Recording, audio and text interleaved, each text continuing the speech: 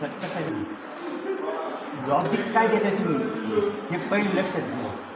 आता मी काय केलं आहे दोन्ही 0-0 दिले. हां हां आउटपुट काय एक्स वाय बार 0 बरोबर.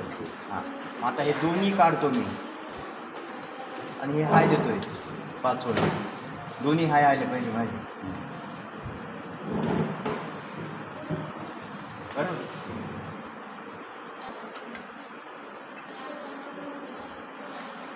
Low output is low. High low high आणि लो एक दिला.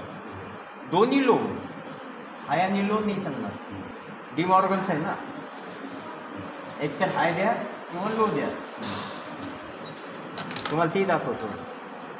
आता एक लो दिलाय एक हाय देतो. काय त्या आउटपुट 0. ते दोन्ही हाय द्या आउटपुट इज हाय.